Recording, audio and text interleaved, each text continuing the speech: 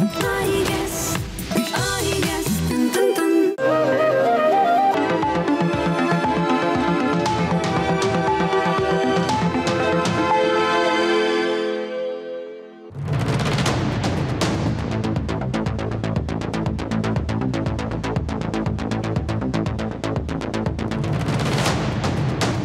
দীপ্ত সংবাদে, আপনাদের সঙ্গে আছে আমি নাদিরা জাহান। শুরুতেই জানাবো সংবাদ শিরোনাম। ঠাকুরগাঁও সীমান্তে বিএসএফ এর পাহারা চৌকি স্থাপন, যশোরে বিজিবি বিএসএফ বৈঠক। লালমনিরহাটে তিস্তার বালুচরে সেচ দিয়ে ফসল উৎপাদন, কর্মসংস্থান হচ্ছে অনেকের। এবং চট্টগ্রামের জাতিসংঘ পার্ক এখন জুলাই স্মৃতি উদ্যান, প্রতিদিনই দর্শনার্থীদের ভিড়।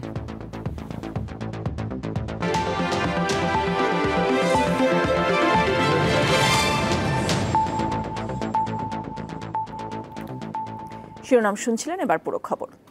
যশোরের বেনাপোলে বিজিবি ও বিএসএফ এর সেক্টর কমান্ডার পর্যায়ে সীমান্ত সমন্বয় সভা অনুষ্ঠিত হয়েছে। সকালে যশোর ৪৯ বিজিবি ব্যাটালিয়নের অধীনস্থ বেনাপোল বিওপির সম্মেলন কক্ষে বিজিবির খুলনা সেক্টর ও কলকাতা সেক্টরের মধ্যে এই সভা অনুষ্ঠিত হয়। এদিকে ঠাকুরগাঁও রত্নাই সীমান্তে বাংলাদেশ ভারতের 0 পয়েন্ট ঘেঁষে ১৫০ গজ দূরত্ব নিয়মের তোয়াক্কা না করে বেশ কিছু পাহারা চৌকি স্থাপন করেছে বিএসএফ। তবে কুড়িগ্রামের বাংলাদেশ ভারত সীমান্তের ৩৪৯ কিলোমিটার এলাকা জুড়ে বিজিবি সদস্যরা টহল ও নজরদারি বাড়িয়েছে। পাশাপাশি সীমান্ত লাগোয়া গ্রাম ও হাট বাজারগুলোতে সচেতনতামূলক কার্যক্রম পরিচালনাও করছে বিজিবি।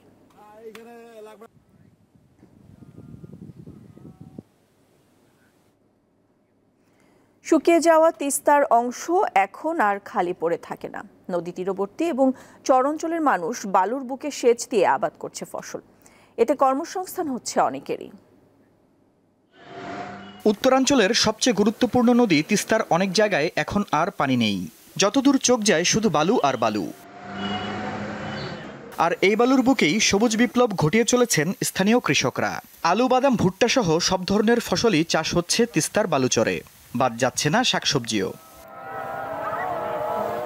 কৃষকরা জানান, চরের জমি বালুময় হলেও প্রতি বছর পলি পড়ায় যথেষ্ট উর্বর থাকছে। ফলে শুষ্ক মৌসুমেও অল্প সার ও সেচ দিয়েই ফসল উৎপাদন সম্ভব হচ্ছে। আর তাই প্রতি বছর তিস্তার চরে চাষাবাদে ঝুঁকছেন চাষিরা। পানি ঠিক মতন যদি এইখানে পরিচ্ছন্নভাবে যদি দেওয়া হয় তো উঁচের জমি এলা চরালার সাথে পারে না। এই কারণে বালুর আবাদের করার জন্য অনেক জনকারের চাহিদা বেশি। রসুন, পেঁয়াজ বা আলু, হাতে বা কিছুদিন গেলে বাদাম করব। এখন অনেক জনে এই কন্ট্রাক্টে এই জমিগুলো করে। তা আমিও এই নদীতে প্রায় আসতাম, এমনি আসতাম আর কি। তা আমিও চিন্তা করলাম আমিও একবার শখ করিয়ে যা দেখি কি আছে। কৃষি অধিদপ্তর বলছে, তিস্তায় উৎপাদিত ফসলের বাৎসরিক মূল্য শত কোটি টাকা। যেহেতু নদীতে পানি নেই, এই জমিতে এখান থেকে কিন্তু আমরা ২৯০ কোটি টাকার মতো আমরা ফসল পাচ্ছি এবং সেটা আমাদের জাতীয় উৎপাদনে যোগ হচ্ছে। এটা আমাদের জন্য একটা বড় পাওয়া। লালমনিরহাট জেলায় তিস্তার ১১,৬২৭ হেক্টর জমির মধ্যে বর্তমানে চাষাবাদ হচ্ছে প্রায় ৯,০০০ হেক্টর জমিতে। আর প্রতি বছরই বাড়ছে এই চাষযোগ্য জমির পরিমাণ। দীপ্ত বার্তা কক্ষ। অন্তর্বর্তী সরকারের প্রধান উপদেষ্টা ডক্টর মোহাম্মদ ইউনূসের কাছে প্রতিবেদন জমা দিয়েছেন ৪ সংস্কার কমিশনের প্রধান। বুধবার রাজধানীর তেজগাঁওয়ে প্রধান উপদেষ্টার কার্যালয়ে এসব প্রতিবেদন হস্তান্তর করা হয়। প্রতিবেদন দিয়েছেন নির্বাচন ব্যবস্থা, পুলিশ, সংবিধান এবং দুর্নীতি দমন সংস্কার কমিশন। নির্বাচন ব্যবস্থা সংস্কার কমিশনের প্রধান বদিউল আলম মজুমদার, দুদক সংস্কার কমিশনের প্রধান ইফতেখারুজ্জামান, পুলিশ সংস্কার কমিশনের প্রধান সফর রাজ হোসেন এবং সংবিধান সংস্কার কমিশনের প্রধান আলী রিয়াজ প্রধান উপদেষ্টার হাতে প্রতিবেদন তুলে দেন। এ সময় সংশ্লিষ্ট কমিশনের সদস্যরা উপস্থিত ছিলেন। এই ঘটনাকে ঐতিহাসিক উল্লেখ করে প্রধান উপদেষ্টা বলেন, এর মধ্য দিয়ে নতুন বাংলাদেশ গড়ার যাত্রা শুরু হলো।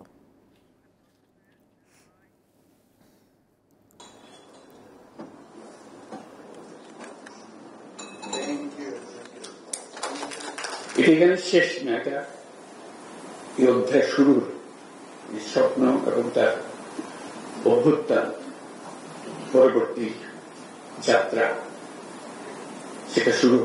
একটা বড় অংশ আজকে প্রতিফলিত হয় আমাদের আলোচনা এবং এই প্রতিবেদনের ভিতর দিয়ে আমরা কি করতে চাচ্ছি, রূপরেখা যেটা অঙ্কন করেছি। এটার মাধ্যমে আমরা আলোচনা শুরু করব সবার সঙ্গে, যে সবার মন এর মধ্যে সায় দিচ্ছে কিনা, অঙ্গীকারগুলো পূরণ হচ্ছে কিনা। এটা হলো আলোচনার রসদকে আপনারা তৈরি করে দিয়েছেন। জিয়া অরফানেজ ট্রাস্ট দুর্নীতি মামলায় বিএনপি চেয়ারপারসন খালেদা জিয়া ও তারেক রহমান সহ সবাইকে খালাস দিয়েছে আপিল বিভাগ। প্রধান বিচারপতি সৈয়দ রেফাত আহমেদের নেতৃত্বে গঠিত 5 বিচারপতির বেঞ্চ বুধবার এই রায় দেন। বিচার প্রক্রিয়া বিদ্বেষমূলক ছিল উল্লেখ করে মামলাটির বিচারিক আদালত ও হাইকোর্টের রায় বাতিল ঘোষণা করে আপিল বিভাগ।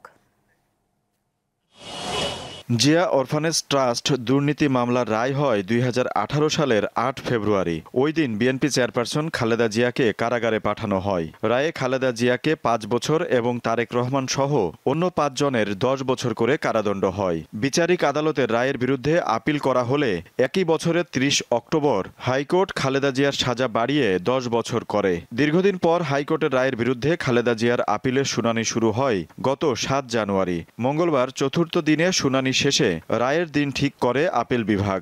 বুধবার প্রধান বিচারপতি সৈয়দ রেফাত আহমেদের নেতৃত্বে গঠিত 5 বিচারপতির বেঞ্চ রায় দেয়। নিম্ন আদালতের যে রায় দেওয়া হয়েছে, হাইকোর্ট যে রায় দেওয়া হয়েছে, সেগুলোকে বাতিল করে দেওয়া হলো। এই মামলায় যারা আপিল করতে পারেন নাই, জনাব তারেক রহমান সহ সকলকেই তিনি খালাস দিয়েছেন। বিচারিক আদালত ও হাইকোর্টের রায় বাতিল করে আদালত বলেছে মামলাটির পুরো বিচার প্রক্রিয়া ছিল বিদ্বেষমূলক। এজন্য বিএনপির ভারপ্রাপ্ত চেয়ারম্যান তারেক রহমান আপিল না করলেও তাকে খালাস দেয়া হয়েছে। ম্যালিশিয়াস প্রসিকিউশনের কথাটা আনা হয়েছে, আলটেরিয়ার মোটিভের কথা আনা হয়েছে, অর্থাৎ বেগম খালেদা জিয়ার উপর জনাব তারেক রহমান সাহেবের উপর অবিচার হয়েছিল। দুদকের আইনজীবী জানান, ট্রাস্টের টাকা আত্মসাৎ না হওয়া সত্ত্বেও মামলা দায়ের করায় আদালত সকলকে খালাস দিয়েছে। প্রথম কথা ইন্ট্রাস্টমেন্ট থাকতে হবে, সেকেন্ড কথা মিস অ্যাপ্রোপ্রিয়েশন থাকতে হবে, থার্ড কথা কনভার্সন থাকতে হবে, ফোর্থ কথা আইনের ব্যত্যয় ঘটায় কিছু করতে হবে। এর কোনোটাই হয়নি। জিয়া অরফানেজ ট্রাস্টের 2,10,71,000 টাকা আত্মসাতের অভিযোগে 2008 সালে মামলা করে দুদক। এতে সাবেক প্রধানমন্ত্রী খালেদা জিয়া, তার বড় ছেলে তারেক রহমান, সাবেক সংসদ সদস্য কাজী সালিমুল হক কামাল, সাবেক মুখ্য সচিব কামাল উদ্দিন সিদ্দিকী, ব্যবসায়ী শরফুদ্দিন আহমেদ ও মমিনুর রহমানকে আসামি করা হয়। আজিজুল ইসলাম, দীপ্ত সংবাদ, ঢাকা। জুলাই অভ্যুত্থানে ছাত্র জনতা হত্যাকাণ্ডে বিতর্কিত ভূমিকায় জড়িত পুলিশ সদস্যদের গ্রেপ্তার করা হবে বলে জানিয়েছেন স্বরাষ্ট্র উপদেষ্টা জাহাঙ্গীর আলম চৌধুরী। বুধবার আনসার ভিডিপি সদর দপ্তর পরিদর্শন শেষে সাংবাদিকদের এক প্রশ্নের জবাবে কথা তিনি বলেন। স্বরাষ্ট্র উপদেষ্টা বলেন, প্রতিদিন 2-1 করে ধরা পড়ছেন, অনেকে পালিয়ে আছে, খুঁজে খুঁজে তাদের সবাইকে ধরা হবে। গণ অভ্যুত্থানে অভিযোগ রয়েছে এমন পুলিশ সদস্যদেরও বাহিনীর বিভিন্ন ইউনিটে বদলি ও পদায়ন করা হচ্ছে। তাদের গ্রেপ্তার না করার কারণ জানতে চাইলে স্বরাষ্ট্র উপদেষ্টা বলেন, ভিডিও ফুটেজ দেখে হত্যাকাণ্ডে জড়িত সবাইকে আইনের হাতে নিয়ে আসা হবে। আমাদের এখানে সবারই কিন্তু আইনের আওতায় আনা হবে। এখন অনেক সময় বলেন যে সপ্তাহে একদিনে ধরা যাবে না, এরা তো বিভিন্ন জায়গায় লুকে আছে, আস্তে আস্তে এগুলো থেকে বের করে ধরা হবে। ইনকোয়ারি হওয়ার পরে যদি যেটা হচ্ছে তাকেও কাউকেই কিন্তু ছাড় দেওয়া হবে না, পুলিশেরও কিন্তু ধরা হচ্ছে। আপনারা সেদিন দেখলেন যে ধরার ভিতরে একটা আবার পালায়ও গেল এক ওসি। KY স্টিল চট্টগ্রাম সংবাদ।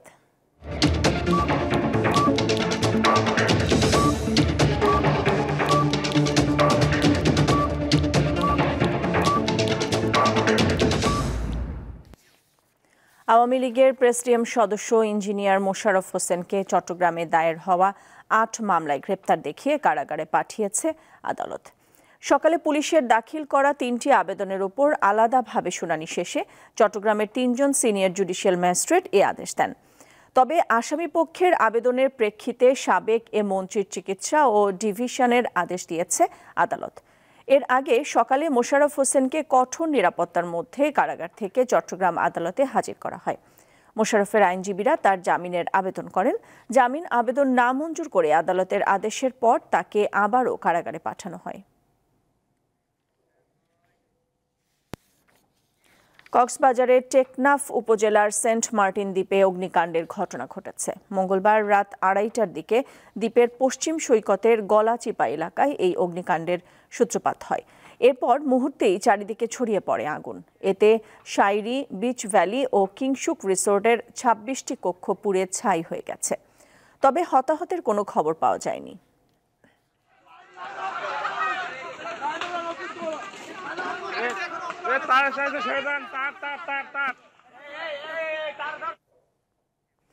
পরিকল্পিতভাবে ডেকে এনে গুলি করে হত্যা করা হয় খুলনার সাবেক কাউন্সিলর গোলাম রাব্বানী টিপুকে। দুপুরে কক্সবাজার জেলা পুলিশ সংবাদ সম্মেলনে টিপু হত্যার মামলার বিস্তারিত তুলে ধরেন পুলিশ সুপার মোহাম্মদ রহমতুল্লাহ। জানান, গত 9 জানুয়ারি রাতে কক্সবাজার সমুদ্র সৈকত সংলগ্ন হোটেল সিগালের সামনের ফুটপাতে টিপুকে গুলি করে হত্যা করে শেখ শাহরিয়ার ইসলাম পাপ্পু নামের খুলনার এক যুবক। পাপ্পু খুলনার শীর্ষ সন্ত্রাসী ও চরমপন্থী নেতা শহীদুল ইসলাম ওরফে হুজি শহীদের ভাতিজা। হুজি শহীদকে 2015 সালের অক্টোবরে দৌলতপুর খান এ সবুর রোডে ইসলামী ব্যাংকের সামনে গুলি করে হত্যা করা হয়। আর সে হত্যা মামলার আসামি গোলাম রাব্বানী টিপু। ঘটনার 5 দিন পর মৌলভীবাজার থেকে সরাসরি জড়িত 3 আসামি ঋতু, শেখ শাহরিয়ার ইসলাম পাপ্পু ও গোলাম রাসুলকে গ্রেপ্তার করা হয়েছে।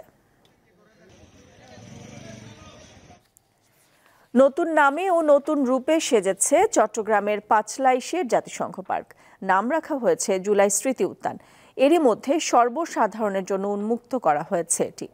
চমৎকার পরিবেশে সময় কাটাতে প্রতিদিনই দর্শনার্থীরা ভিড় করছেন উদ্যানটিতে। চট্টগ্রাম শহরের প্রাণকেন্দ্র পাঁচলাইশ আবাসিক এলাকায় 2.17 একর জায়গার উপর গড়ে ওঠা জাতিসংঘ পার্কটি এখন জুলাই স্মৃতি উদ্যান। গণপূর্ত অধিদপ্তরের নতুন প্রকল্প গ্রহণ সহ নানা জটিলতায় বেশ কয়েক বছর ধরে পরিত্যক্ত অবস্থায় পড়েছিল পার্কটি। বর্তমানে সবুজ ঝকঝকে এ উদ্যানে আনন্দে মেতে উঠছেন সবাই। আর অনেক কিছুতে উঠছি। আমার বাবা মার সাথে আসছি, আমার এখানে অনেক ভালো লাগতেছে, অনেক মজা লাগছে পার্কে এসে। আমাদের বাসার আশেপাশে কোনো পার্ক নাই। দৃষ্টিনন্দন ফোয়ারা, হাঁটার পথ, বসার বেঞ্চ, আধুনিক ড্রেনেজ সিস্টেম, নিরাপত্তায় সিসি ক্যামেরা সহ রাখা হয়েছে অত্যাধুনিক সব ব্যবস্থা।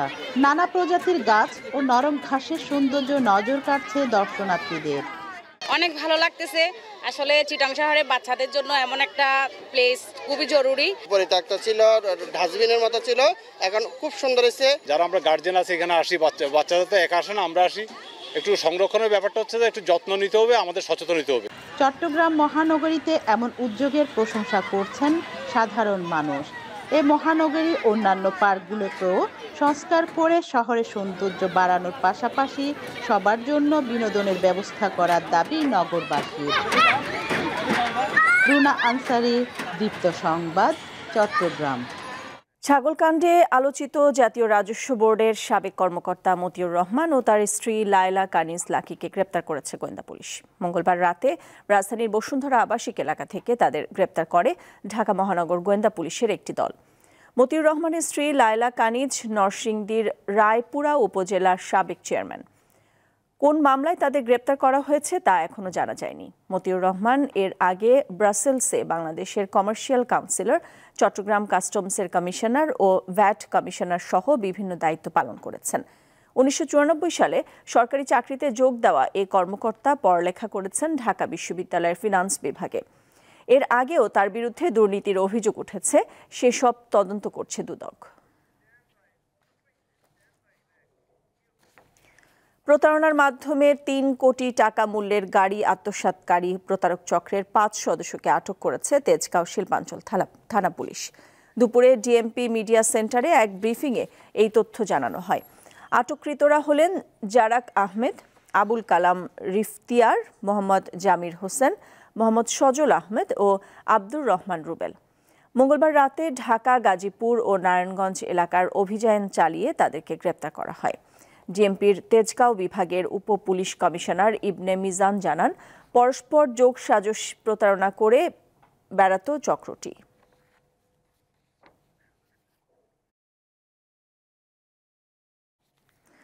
অন্তর্বর্তী সরকার পুলিশ বাহিনীকে রাজনৈতিক প্রভাব মুক্ত রেখে একটি সংস্থায় রূপান্তরের কাজ করছে বলে জানিয়েছে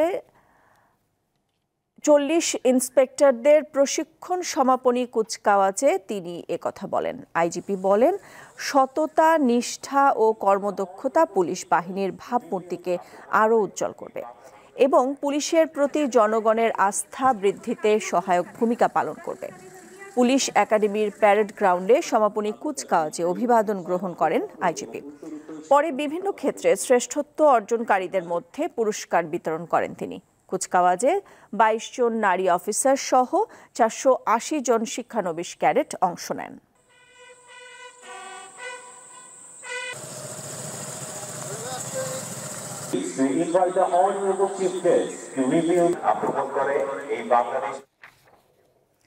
রাজশাহী প্রকৌশল ও প্রযুক্তি বিশ্ববিদ্যালয়ের 9 দফা দাবিতে অবস্থান কর্মসূচি পালন করছেন শিক্ষার্থীরা। বেলা 11টায় প্রশাসনিক ভবনের সামনে এই কর্মসূচি শুরু করা হয়। বেলা 12টার পর বিশ্ববিদ্যালয়ের প্রধান ফটক ও প্রশাসনিক ভবনে তালা ঝুলিয়ে দেয় আন্দোলনরত শিক্ষার্থীরা। এর আগে একই দাবি নিয়ে সকাল 10টার দিকে রুয়েটে শহীদ মিনারে জমায়েত হন তারা। সেখানে একটি সংক্ষিপ্ত সমাবেশে তারা 9 দফা দাবি উত্থাপন করেন। পরে তারা বেলা 11টার দিকে প্রশাসনিক ভবনে অবস্থান নেন। এক পর্যায়ে দাবি মানার আশ্বাস জানিয়ে সেখানে উপস্থিত হন রুয়েটের ছাত্র কল্যাণ পরিচালক রবিউল ইসলাম সরকার। তবে শিক্ষার্থীরা আন্দোলন চালিয়ে যাওয়ার ঘোষণা দেন।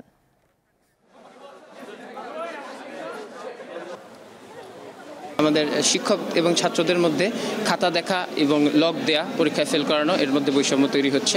এই জন্য আমাদের এই কর্মসূচি চালু হচ্ছে। রুয়েটে হচ্ছে এ পর্যন্ত 5 জন শিক্ষার্থী সুইসাইড করছে। তো কিছুদিন আগেও আমাদের ইউআরপি 18 সিজের একজন সিনিয়র ভাইয়া মেহেদি ভাইয়া উনি হচ্ছে সুইসাইড করেছে। আমাদের সিভিল ডিপার্টমেন্টের যে ডিন কামরুজ্জামান রিপন স্যার, তার বিরুদ্ধে অভিযোগ আসছে, তিনিও অনেককে এভাবে ইচ্ছাকৃতভাবে ফেল, লক এগুলো দেওয়া হয়েছে। আমরা তার রুমে তালা দিয়েছি। ফরিদপুরের কিশোর রিকশা চালক হুসাইন হত্যার মামলার মূল আসামি তুফান চৌধুরীকে গ্রেপ্তার করেছে পুলিশ। বুধবার ফরিদপুর পুলিশ সুপারের কার্যালয়ে সংবাদ সম্মেলনে জানানো হয়, মাত্র 6,500 টাকার ব্যাটারির জন্য নৃশংসভাবে হত্যা করা হয় কিশোর রিকশা চালক হুসাইনকে। হত্যাকাণ্ডে জড়িত আরেকজনকে শনাক্ত করা হয়েছে, কিন্তু এখনও তাকে গ্রেপ্তার করা সম্ভব হয়নি। গত 3 জানুয়ারি ভাটি লক্ষ্মীপুর থেকে হুসাইনের লাশ উদ্ধার করে পুলিশ।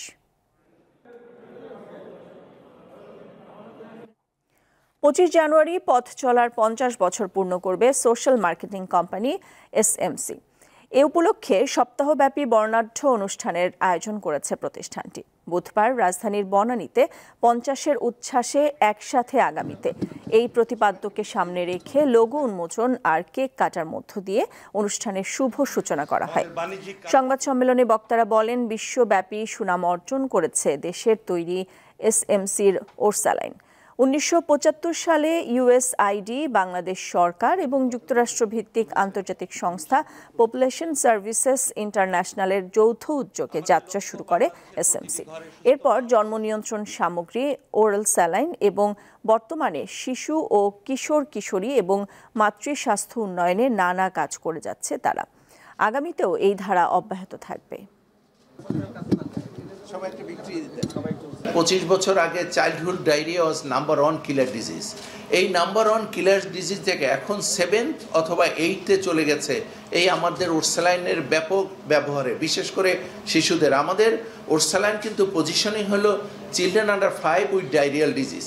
বাংলাদেশে আপনার প্রায় মিলিয়নস অ্যান্ড মিলিয়নস পরিবার পরিকল্পনা পদ্ধতি ব্যবহারকারী যারা এসএমসির উপর ডিপেন্ড করে।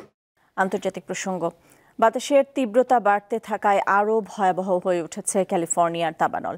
আগামী 24 থেকে 72 ঘন্টার মধ্যেই পরিস্থিতি সর্বোচ্চ বিপজ্জনক পর্যায়ে যেতে পারে বলে আশঙ্কা করা হচ্ছে। আর্দ্রতা কম থাকায় আগের চেয়েও দ্রুত গতিতে নতুন অঞ্চলে আগুন ছড়াচ্ছে। দাবানলে পুড়তে থাকা এলাকায় চুরি ও লুটপাট চালানোর ঘটনায় নতুন করে আরও 10 জনকে আটক করা হয়েছে। ক্যালিফোর্নিয়ার দক্ষিণাঞ্চলে এখন 14,000 দমকল কর্মী কাজ করছে।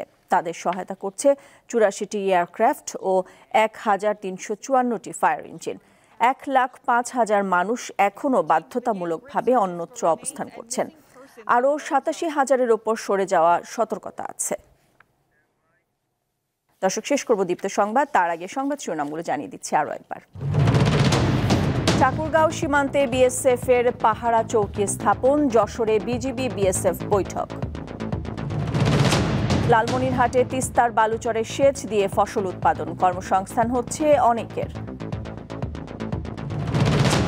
এবং চট্টগ্রামের জাতিসংঘ পার্ক এখন জুলাই স্মৃতি উদ্যান, প্রতিদিনই দর্শনার্থীদের ভিড়।